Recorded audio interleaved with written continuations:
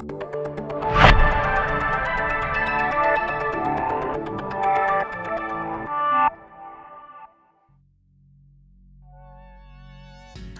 and thank you for watching. A while back I was putting my brake caliper back on the rotor there and I noticed some metal showing right here. Now this concerned me because they started using a lot of salt in Montana in the winter, and as this corrodes it'll prevent the ram from applying pressure onto the brake pad to the rotor. So I wanted to take care of that before winter hit and seal it up so that it won't corrode. And the product I found to do that is called Sugru. Now I've been using this stuff for quite a while. It's moldable glue is what they call it, but it's more like a rubber. You can use it to fix electrical cables, cell phones, gaskets, all sorts of stuff. It's basically like the Swiss Army knife or the WD-40 except for the adhesive world. And I've used this for years and it works great, and I think it'll work excellent in this application as well. So you can find that on Amazon. It's, as far as I know, pretty strictly an Amazon product. So I'll provide a link down in the description, and yeah, they have all sorts of different options and colors. First thing we want to do is I have some brake cleaner here. So I'm going to put a little bit on a blue paper towel here and just clean up that rubber there. That'll ensure that it sticks good when I apply it. Now one thing is that the metal that is showing there where the rubber of the boot broke off, that I want to slide. So what I'm going to do is I'm going to get some good oil here, right here. I'm going to dab a little bit on a paper towel, and I'm going to put that around the metal piece, so that way as the Sugru dries, it won't dry to the metal. Now be careful not to apply it to the rubber and just to the metal. And this will ensure that it won't stick to the metal,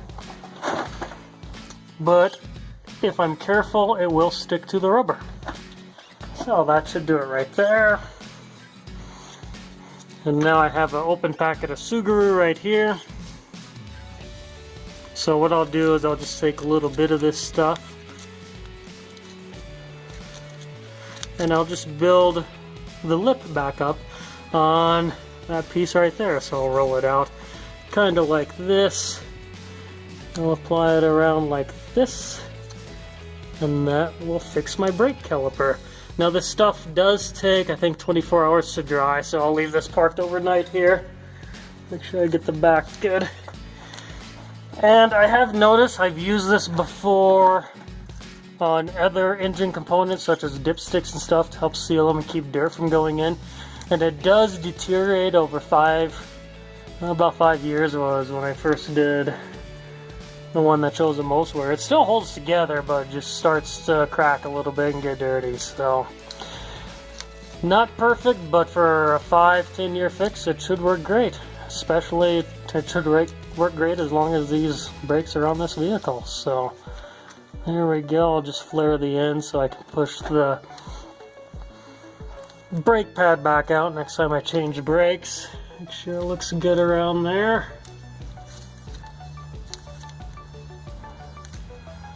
And that's about the cheapest, easiest fix I'm going to get. There we go.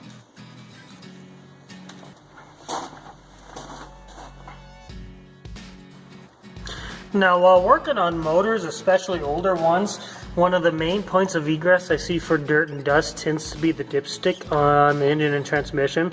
So because I have some Sugru left over, I'll be doing the same thing to the dipstick. I'll be applying a thin film of oil around the parts I don't want to stick, and then I'll be using brake parts cleaner to clean dirt and residue off the parts that I do want to stick. And I'll make sure this is good and clean here before I apply it. So we'll put the dipstick in there and get it seated right where you want to. And then I have leftover pack of my Sugru, and I'd like to use this up because it doesn't have the best shelf life. Once it's open, it's best to use it up because when you come back to it, it's usually hard and dry. So now that I have that sitting where I want, I'll roll this and I'll use it to build a seal around the bottom of the dipstick, just like this. And this I've been doing on heavy duty engines for the past 5 years, and it works very, very well.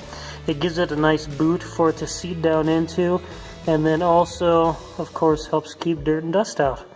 So now you notice there's a little bit of the lip there, so I'm going to push it down so that lip doesn't catch. And then I will let it dry.